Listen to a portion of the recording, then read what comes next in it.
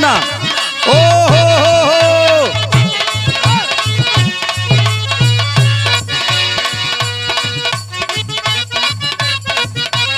अरे जिया बेटा,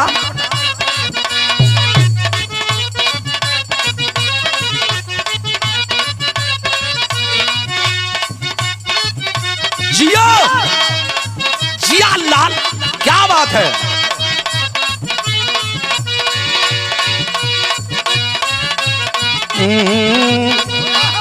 हमरा गाल में जुल्फियाए बलमगीर और आओ।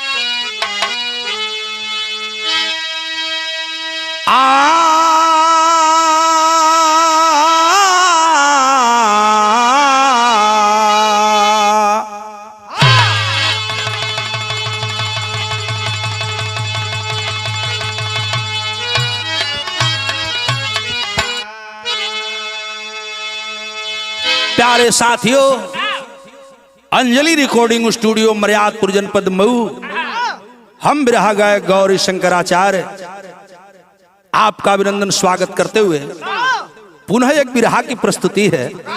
4 लाइन भूमिका बेटा जरा भैया वाली दे तो।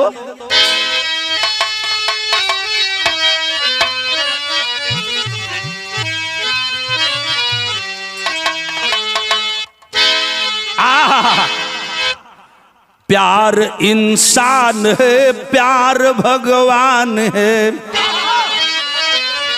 प्यार पूजा भी है, प्यार ईमान है, प्यार है एक समंदर व मंजर भी है, प्यार गीता भी है, प्यार कुरान है, प्यार परिवार है, प्यार दीदार है, प्यार की कोई सरहद न दीवार है, प्यार है बंदगी, प्यार है जिंदगी, प्यार पाना गंवाना यही प्यार है।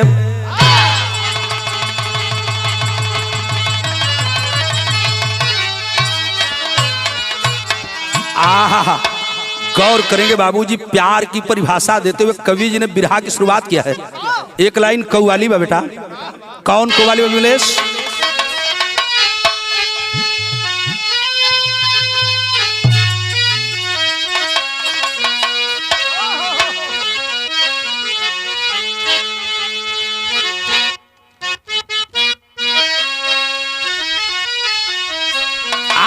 वही कव्वाली दलन है।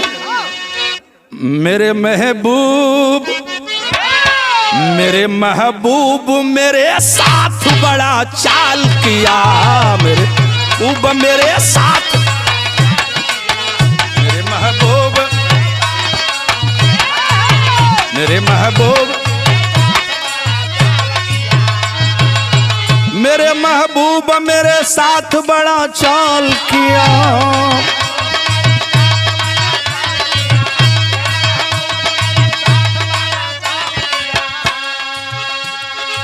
मेरे महबूब मेरे साथ बड़ा चाल किया, हो बड़ा चाल किया, और प्यार मांगा था, प्यार मांगा तो झोली में गम को डाल दिया, प्यार मांगा तो झोली में गम को डाल दिया, प्यार झोली में गम, प्यार मांगा।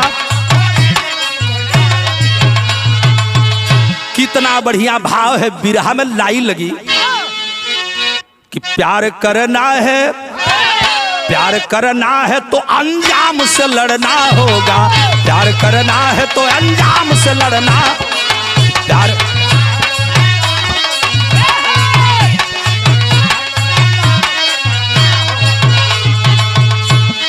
प्यार करना है तो अंजाम से लड़ना होगा,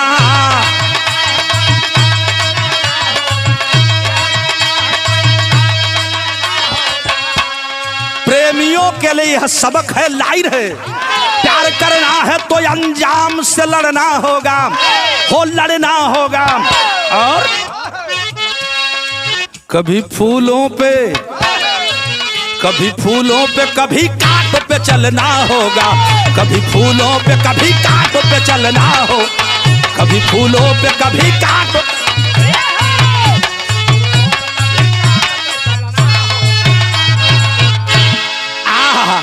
बिरहा की लाइन लिखते हुए शायर का संगत बाबे लेस।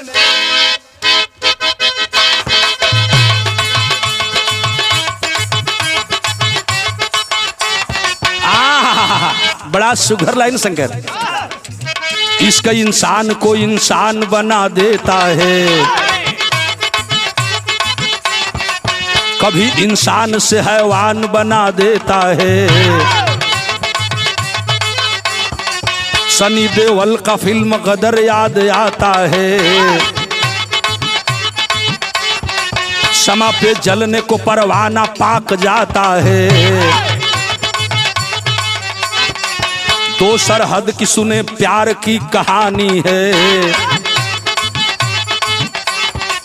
प्यार कहूं कि इसे या कहूं नादानी है।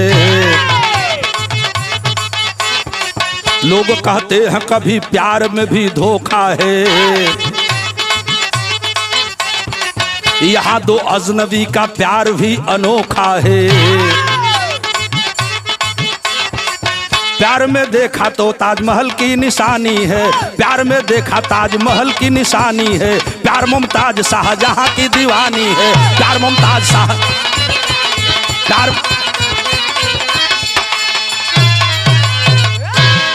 भैया दुनिया के लोग जानते हैं मेरे बाबूजी, भारत की आजादी की लड़ाई के लिए हम हिंदुस्तान, पाकिस्तान, बांग्लादेश सारे लोग हिंदू, मुस्लिम, सिख, ईसाई, पारसी, जैन, बौद्ध सभी लोग आपस में भाईचारा बना करके आजादी के लिए लड़े। 15 अगस्त 1947 को देश को आजादी मिलती है, जो 14 अगस्त को ही रात में घोषणा हो गई थी। लेकिन 15 अगस्त 1947 के बाद हमारे देश में अपना संविधान जब लागू होता है, बाबा साहब B.R. अम्बेडकर जिस संविधान की रचना करते हैं, जो संविधान 2 वर्ष 11 महीना 18 दिन में लिखा जाता है, और हमारा देश भारत लोकतंत्र घोषित होता है।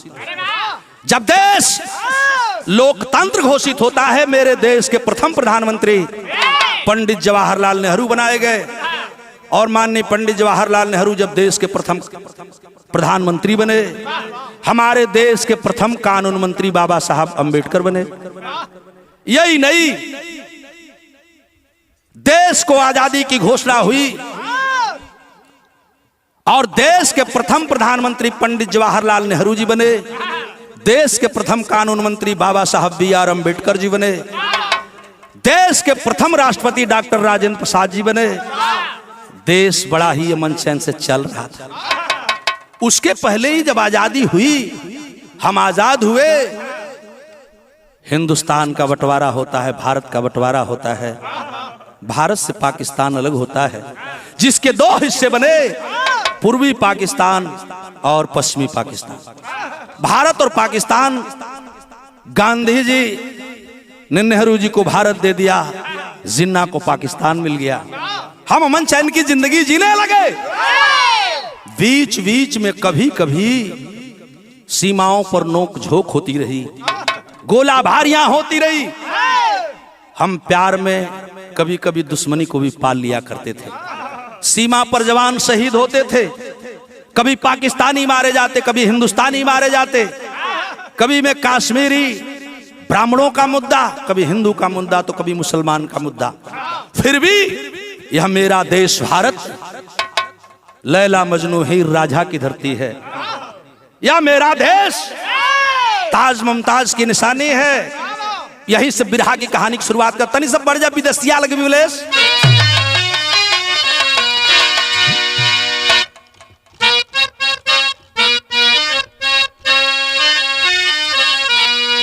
कि 14 अगस्त सन ये बाबू 14 अगस्त सन 47 वाली रतिया अरे बट गईला पाका हिंदुस्तान की धाराती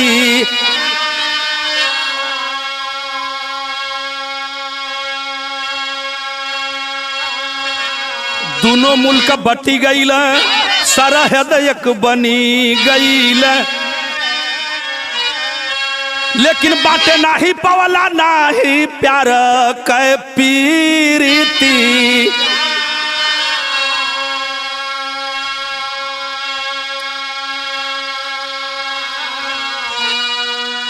जिन्ना पाकिस्तान पौल नेहरू हिंदुस्तानावा अरे प्यारा नहीं बाटे पवल बिहार ले छाती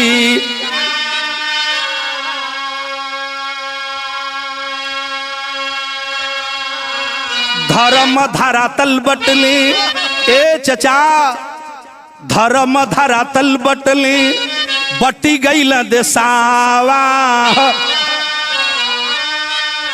अरे प्यार के भुलाई पाक कर कूरा फाती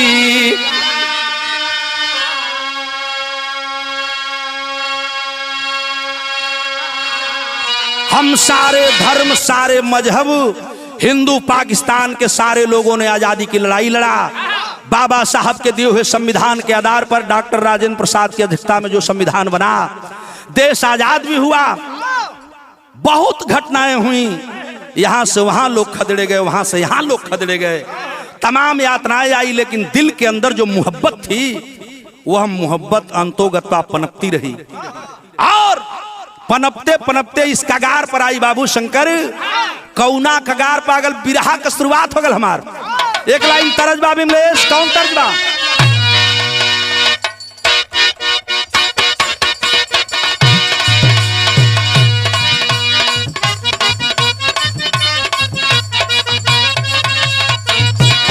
यह तरजबा अरे हम हई मजनू के यारी बिरहा में गावल जले बाबू हरिंदर गोरी हम हई मजनू के यार प्यार सिखलाई बे गोरी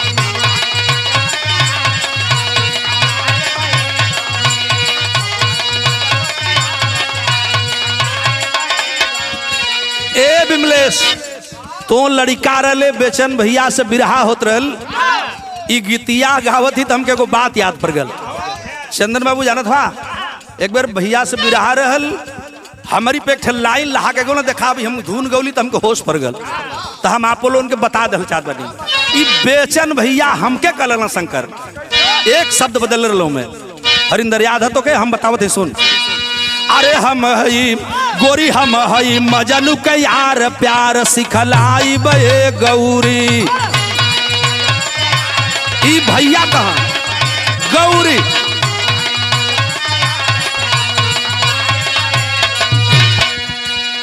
बिरहा में भावा बाबू प्यार में भैला चित चोरी अरे प्यार में भैला चित चोर सोर दुनिया में भैला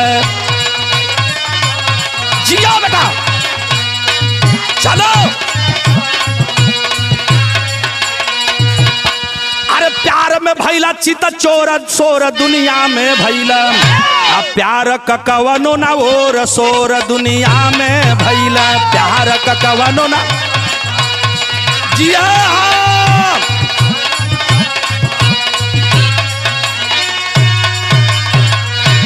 आपने देखा है हमने देखा है सब लोगों ने सुना है घटना कोई अपरिचित नहीं है लेकिन बिरहा बड़ा बेजोड़ है शंकर कौन परिचय है रहाली कराची का सेमायक गुजरिया अब पाबाजी खेलत में लड़ल सचिन से नजरिया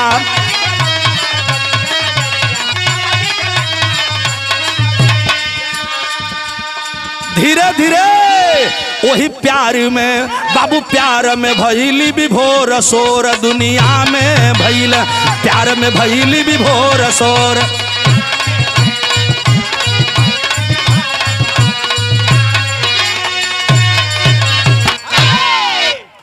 कराची पाकिस्तान की रहने वाली सीमा हैदर। पबजी गेम एक थे हो शंकर, तो के का मालूम हुई कबो मोबाइल तो चलू ले ना तुम ओ में पबजी का जनवा, लेकिन वो लड़की बड़ी तेज बा। सीमा का पबजी खेलत में थे समूह बनल, ग्रुप बनल, उसी ग्रुप में एक लड़का था जिसका नाम था सचिन। अंतर यह रहल, सीमा हैदर पाकिस्तान कराची की रहने वाली थी और सचिन हमारे भारत का नोएडा का रहने वाला था। गेम खेलते खेलते दोनों धीरे धीरे करीब आने लगे, करीब आने लगे। ए बाबू करीब आवल तो ठीक रहल, लेकिन जब दिल से दिल मिले लगल, चेहरा में चेहरा धंसे लगल, आंख में चेहरा धंसे लगल, यह तो बात बिगड़ गल। धीरे धीरे प्यार परवान चढ़ गया। कब मिलोगे सचिन? सीमा तुम जब चाहो तब हम मिल लेंगे। सचिन कहा जब तुम चाहोगी तब हम मिल लेंगे, तेरी इच्छा पर निर्भर करता है। दोनों एक दूसरे से मिलने के लिए व्याकुल हो गए। धीरे धीरे बात आगे बढ़ गई। एक थे तर्जबा मिलेश, कौन तर्जबा?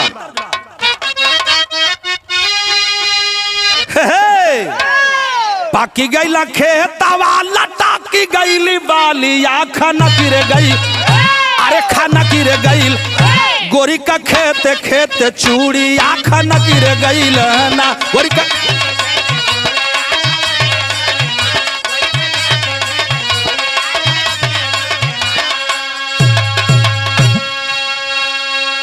दोनों का प्यार इतना परवान चढ़ा कि कवि जी ने विरह में भाव दिया है क्या कि प्यार पहरवान चढ़ल पानी के संघातिया की हो लागल, अरे हाँ हो लागल, आ दिल से दिलवा की बतिया की हो लागल ना, दिल से।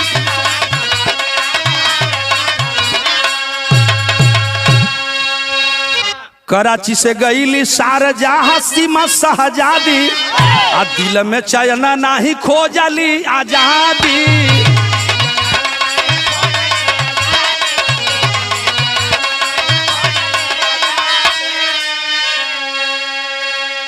भाव दिया गया है क्या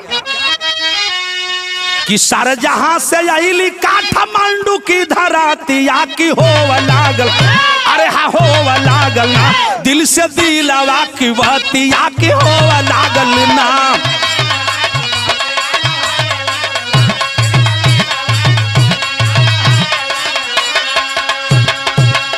बाबू कराची की रहने वाली सीमा हैदर और हमारे भारत का रहने वाला सचिन, दिलो दिल इतना प्यार बढ़ा, इतना प्यार बढ़ा कि मोबाइलिया से दोनों चिपक गई ना। ये शंकर वही मोबाइलिए के चुम्मा, वही मोबाइलिए के चाटा, कब मिली है वही मोबाइलिए में कुल होता।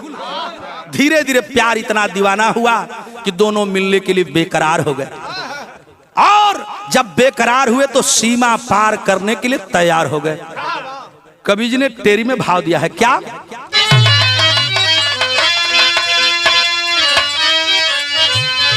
अरे दीवाने दिल मिलाने चल दिए, ये बाबू दीवाने दिल मिलाने चल दिए, जैसे समा पे आकर जल जाते परवाने। बिरहा में तर्ज लगल बिमलेश, वह तर्ज बा कि गोरखपुर सहारिया में अरबी के लाहो चरखवा, देवर मोर जोगी हो भइले।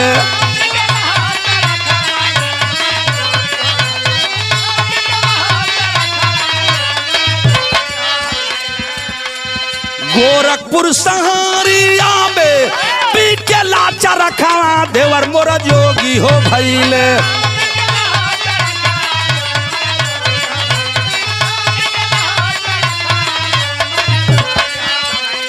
चारखा हो मंगा दाल हरेदार, देवर मोरा जोगी हो भइले। चरखा हो चलो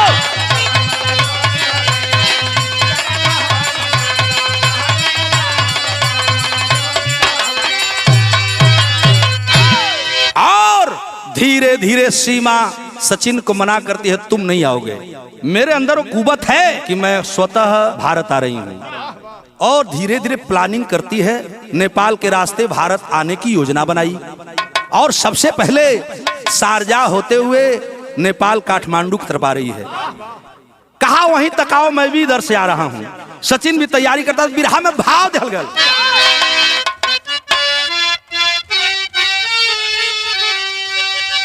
कि प्यार के वातानावा में अरे आईली जब माया नावा खुशी का ठिकानावा हो नहीं, आईली जब खुशी का ठिकाना।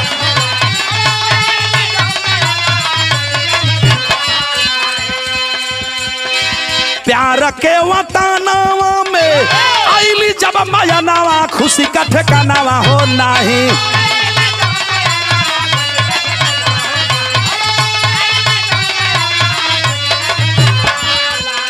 मिली गई चाकावा हो चाकोर खुशी का ठिकानावा हो नहीं, मिली गई चाकावा हो चाकोर।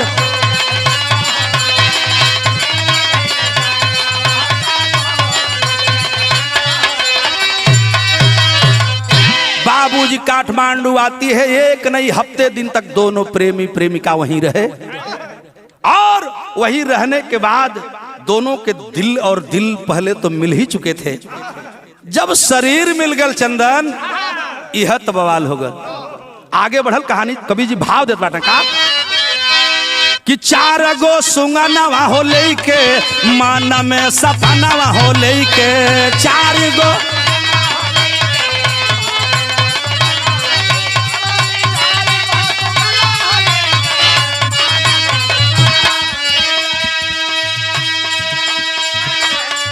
नोएडा में आई गईली पिया के भवनावा खुशी का ठिकानावा हो नहीं, पिया के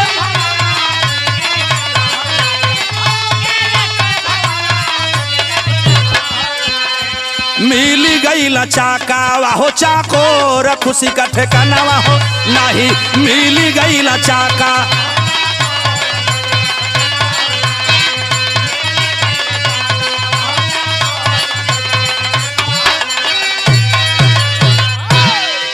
भैया हो, प्यार में दोनों प्रेमी इकट्ठा हुए और जब इकट्ठा हो गए आपस में मिलने के बाद पशुपतनाथ मंदिर में शादी करके वह लड़की वापस गई। वापस से अपने 4 बेटों को लेती है और भारत आने की तैयारी कर देती है। और धीरे धीरे नेपाल पार करके भारत में जब प्रवेश किया, उछल पड़ा सचिन जब अपनी प्रेमिका को भारत में आने की खबर सुना। वहां जाता है, फिर दोनों घर आते हैं। आज जब नई नवेली सीमा पार से दुल्हन आइल बा, ई बतिया जब चारों ओर फैलल न छंदन, तब अगलिया बगलिया के मेहररुआ दुल्हन देखे चल दिली।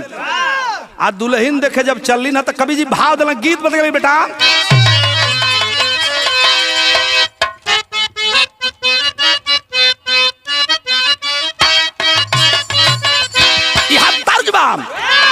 पिया परदेस गईला तार लागई तू पिया में,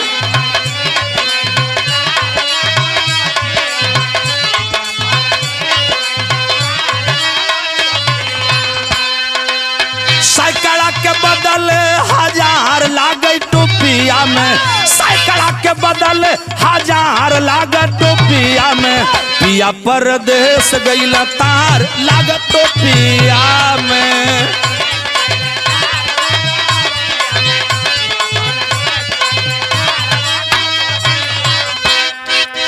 लेकिन गौवा के मेहररुआ एगो बात बतियावा ए चंदन, और आपस में बतियावा कि ए सखी, सीमा पार से जहां खाली कुरफात होले, हम सुन ले रही कि एक बेर गदर फिल्म में सनी देओल अपनी सकीना के लिए पाकिस्तान गए थे।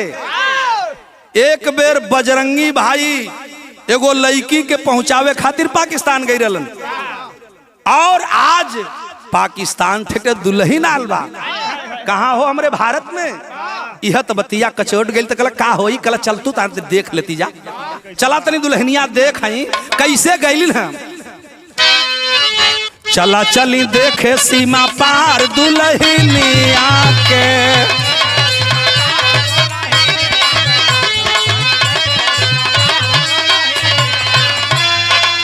दिहल जाई चली के दुलार दुल्हनिया के, दिहल जाई चली के दुलार दुल्हनिया चला चली देख सीमा पार दुल्हनिया के।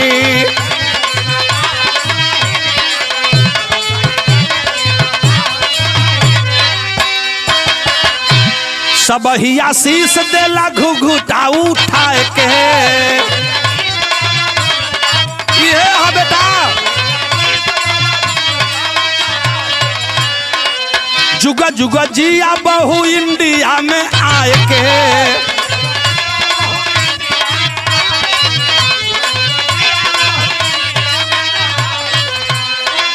केहू देला पैसा उपहार दुल्हनिया के।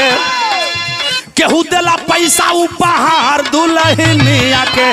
चला चली देखे सीमा पार दुल्हनिया के।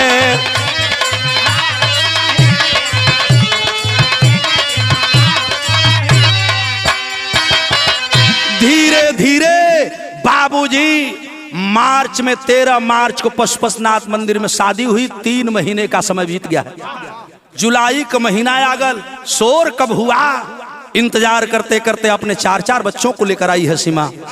लइकवन के पढ़ावे के बाद लिखावे के बाद जब रहे के भारत में बाबा भारत का हम दुल्हन बन गई बहू बन गई और पति मेरे यही है तो रहना यही है बच्चों को पढ़ाना जरूरी है।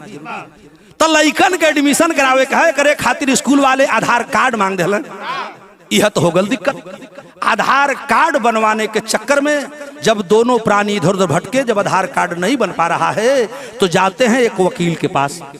हमारे भारत के रहने वाले बहुत बड़े सम्मानित वकील साहब जब इस बात को जाने धीरे धीरे बतिया फैले लगल और हमारे मीडिया प्रेस वाले मकान को घेरने लगे। धीरे धीरे सोशल मीडिया पर एक खबर छपती है। हमारे विरहा जगत के सारे लोग कवि गवैया लेखक सुनते हैं। पूरा भारत का जनमानस जब सुना बाबूजी कोलाहल मच गई। पाकिस्तान की एक लड़की, हिंदुस्तान भारत का एक लड़का, दोनों प्यार में इतने पागल हुए कि सीमा पार भी बेगम आ गई। और बाबूजी धीरे धीरे भइल काम विरह गजब हो गया। जब मीडिया पर खबर चलने लगी तो कवि जी ने भाव दिया है बेटा पढ़ लगी।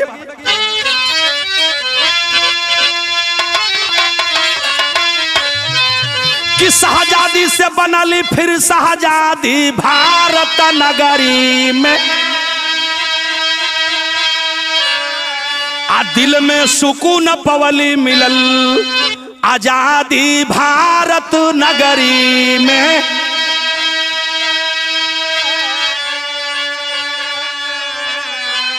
अरे नोएडा सकुर पूरा बन के आईली जब दुल्हनिया।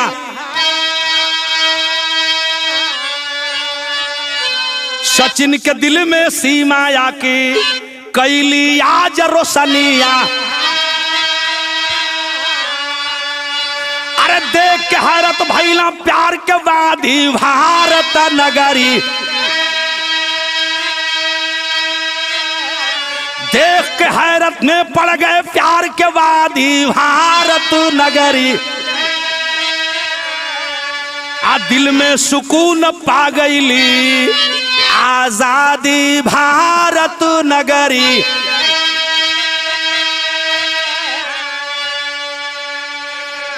जो हमारा देश भारत, हमारा पड़ोसी मुल्क पाकिस्तान सरहदों को लेकर के दिन रात लड़ता है। सीमा हैदर ने पत्रकारों को बताया कि हम प्रेमी प्यार के पैगाम से देश को एक सूत्र में बांधने का काम करेंगे।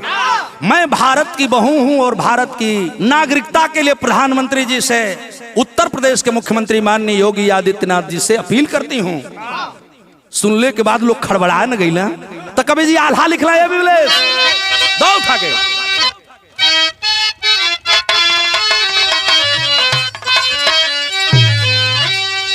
कि धरती धराम बाटी दे बयस मसनवा। ये पंचो लेकिन बाटे पैबा नहीं दिलवा का प्यार।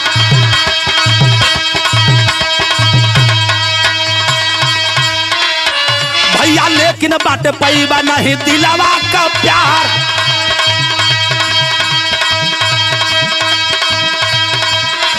सात समुंदर पार प्यार हो जा।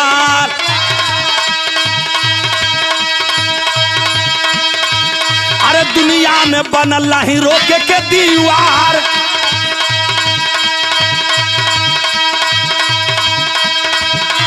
जल बिना मीन कैसे रही है धरती।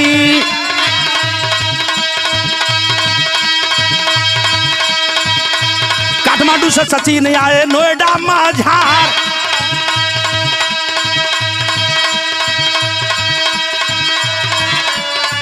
अरे तीसरे महीनावा कब बीतल ना समैया।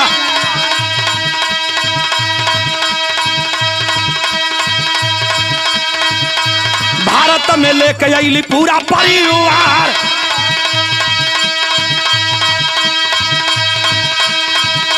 नोएडा सचिन घर सीमा आई गई।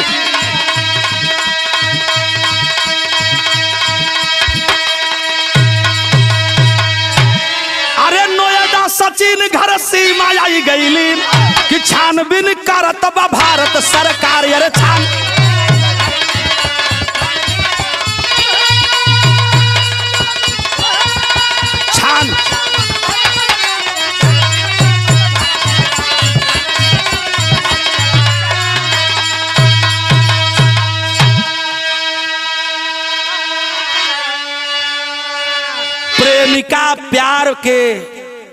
प्रेमी के प्यार में पागल होकर के सीमा तो पार कर दिया, शादी भी कर लिया नेपाल के पशुपतिनाथ मंदिर में। लेकिन भारत में जब आई तो समय पीछा नहीं छोड़ा। सीमा का वह भारत में प्रवेश कर जाना एक जुर्म है, ऐसे कोई प्रवेश नहीं कर सकता। निगाह पड़ी सीबीआई जांच के, ईडी जांच के लोगों की जब निगाह पड़ती है, सीमा पुलिस के घेरे में आ जाती है, जेल भी जाती है, पूछताछ होने लगी, बेल पर छूट जाती है, प्रेमी के घर आती है, बयान देने लगती है कि मैं भारत की बहू हूँ, सचिन की पत्नी हूँ, मैं हिंदुस्तानी औरत हूँ। खैर आज यह पूरा मैटर देश देख रहा है। फैसला मेरे माननीय प्रधानमंत्री जी, माननीय मुख्यमंत्री जी के हाथों में है। आगे होगा क्या, हम पुनः आपसे मिलेंगे जरूर। लेकिन आज पूरा देश सीमा हैदर और सचिन की तरफ देख रहा है, होगा क्या। दोनों तरफ से संशय बना हुआ है। एक तरफ पाकिस्तान से हमारी कड़वी बनावट और कड़वा संबंध, दूसरी तरफ प्यार और मोहब्बत। कवि जी ने इसी को देखते हुए भाव दे दिया है। क्या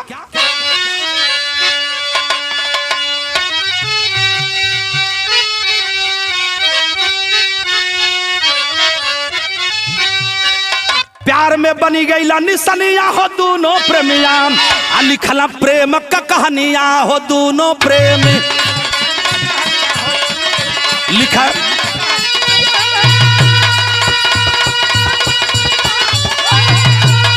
जिया बेटा जिया,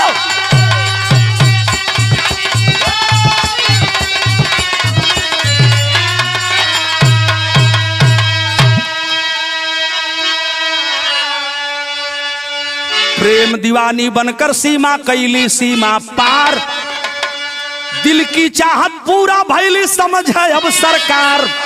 गैली जेहल में बबुनिया हो दोनों प्रणिया। जिया भैया जिया, गैली जेहल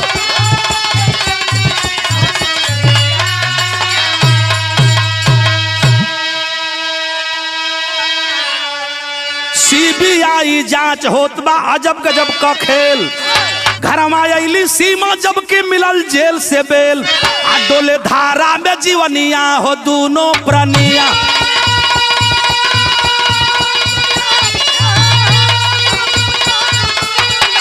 जिया भैया जिया,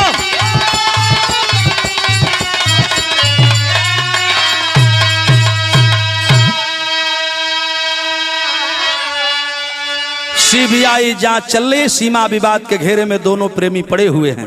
सरकार फैसला क्या देती है? चूंकि मैं भारत का एक नागरिक होने के नाते भारत का फैसला आता क्या है हमारे देश का फैसला आ क्या रहा है, हम भी यही इंतजार करते हैं जो भारत का फैसला होगा, जो देश का फैसला होगा, जो हमारे देश के लोगों का फैसला होगा, जो यहाँ का कानून कहता है, संविधान की कानून जो कहती है, उसके दायरे में जो फैसला होगा हम भी उसको स्वीकार करते हैं और सरकार से न्याय की मांग भी करते हैं। विराह के माध्यम से आती है विराह के आखिरी कड़ी में गुरुदिल मोहम्मद राम सेवक सिंह सीओ वदन हरिद्वार, कभी गया लाल जगलू यादव जगधारी देहला प्यार, अरे दीवाने दिल मिलाने चल दिए गौरी ईश्वर चंद कवि रंजन के तराने, दीवाने दिल मिलाने चल तराने हो,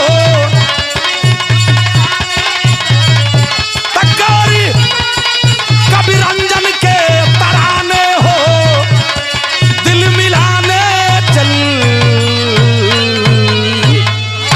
प्रिय साथियों, आप सभी साथियों का बहुत बहुत अभिनंदन करते हैं। आपसे निवेदन करते हैं कि आचार्य म्यूजिक बिरहा चैनल को अधिक से अधिक संख्या में सब्सक्राइब करें, लाइक करें, कमेंट करें, शेयर करें। आपका गौरी शंकर आचार्य बिरहा गायक, मर्यादपुर जनपद मऊ, एक बिरहा की प्रस्तुति के साथ हम आपसे मिलते हैं। आचार्य म्यूजिक बिरहा चैनल की तरफ से गौरी शंकर आचार्य, बहुजन समाज पार्टी मंडल आजमगढ़, मुख्य सेक्टर प्रभारी। बहुत बहुत नमो बुद्धाय। जय भीम।